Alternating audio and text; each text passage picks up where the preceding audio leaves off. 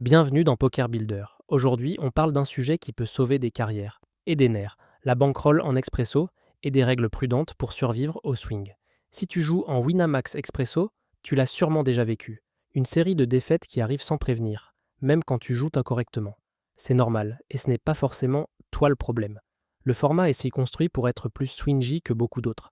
Pourquoi l'expresso est-il si swingy? D'abord parce que c'est du short-handed, souvent à 3 joueurs, avec des stacks faibles et des décisions très rapides. Ça veut dire plus de confrontations plus souvent et des all-in plus fréquents. Ensuite parce que la structure pousse à jouer des coups à forte variance. Range plus large, plus de push or fold, plus de spots où la meilleure décision dépend de petits écarts d'équité. En cash game, tu peux souvent absorber pour la variance. Stack profond, plus de rues, plus de décisions qui permettent de récupérer de la value sans forcément partir à tapis.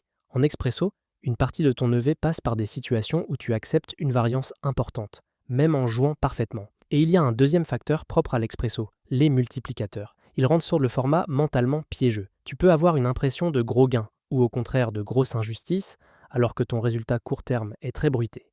Le multiplicateur ne change pas le fait que tu peux enchaîner des dizaines de tournois où la meilleure décision est perdante sur le moment. Donc la question n'est pas comment éviter les swings. La vraie question c'est comment y survivre sans casser ta bankroll et sans t'auto-saboter? Le principe numéro 1, un coussin de sécurité, pas une bankroll au ras du sol. En expresso, une bankroll prudente n'est pas du luxe, c'est une assurance. Plus tu joues proche de la limite financière, plus tu vas ressentir chaque buy-in comme un événement. Et plus tu ressens chaque buy-in, plus tu risques de dévier de ton A-game. Jouer trop tight pour ne pas bust ou trop agressif pour se refaire. Une règle prudente, sans te donner un chiffre rigide, c'est de viser une bankroll qui te permette d'encaisser une grosse série négative sans être obligé de changer ton quotidien, ton humeur ou ta manière de jouer. Pose-toi cette question très simple. Si je perds une série de X tournois, est-ce que je panique? Si la réponse est oui, ton coussin est trop petit. Le principe numéro 2, accepter la descente de limite sans ego. Descendre de limite n'est pas une punition, c'est une décision stratégique. Le problème, c'est que l'ego transforme ça en jugement personnel. Si je redescends, c'est que je suis nul. Non. Si tu redescends, c'est que tu protèges ton capital, ton mental et ta capacité à continuer à apprendre. Une bonne gestion de bankroll en expresso doit inclure une règle de redescente automatique. Automatique, ça veut dire décider à froid avant la session. Pas négociable quand l'émotion monte. Pourquoi c'est crucial?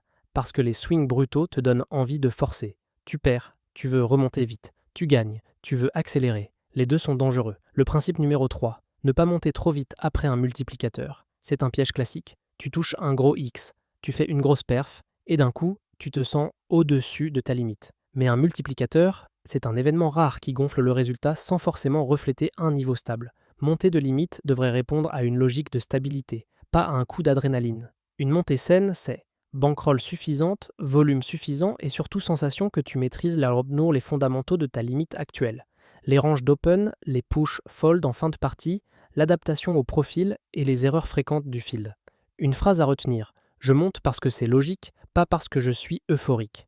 Le principe numéro 4, séparer deux choses, ton niveau et ton résultat. En expresso, tu peux très bien jouer et perdre, et tu peux mal jouer et gagner. Si tu relibes ton identité de joueur à tes résultats trop de la semaine, tu vas te faire balader par la variance. Donc, quand tu évalues ta progression, regarde plutôt, est-ce que je respecte mes ranges? Est-ce que je fais moins d'erreurs en heads-up? Est-ce que je gère mieux les situations de push-fold?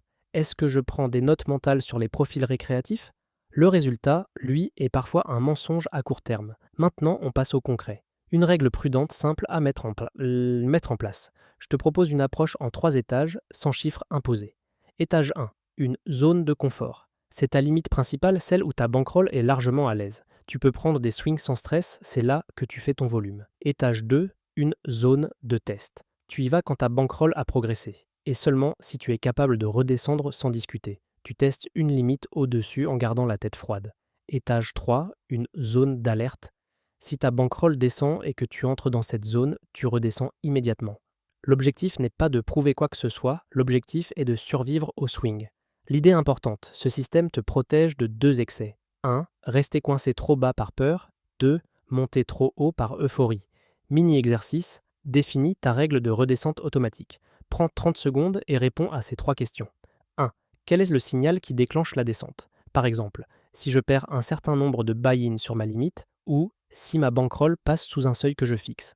Choisis un déclencheur simple, mesurable. 2.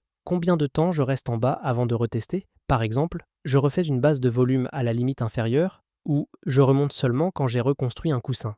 L'objectif, c'est d'éviter le yo-yo émotionnel. Monter, perdre, redescendre, remonter trop vite. 3.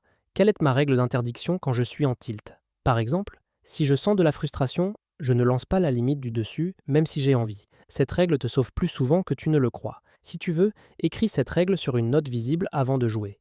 En expresso, l'erreur la plus chère, ce n'est pas un mauvais call, c'est une mauvaise décision de limite. Dernier point, tu n'as pas besoin d'être parfait, tu as besoin d'être régulier.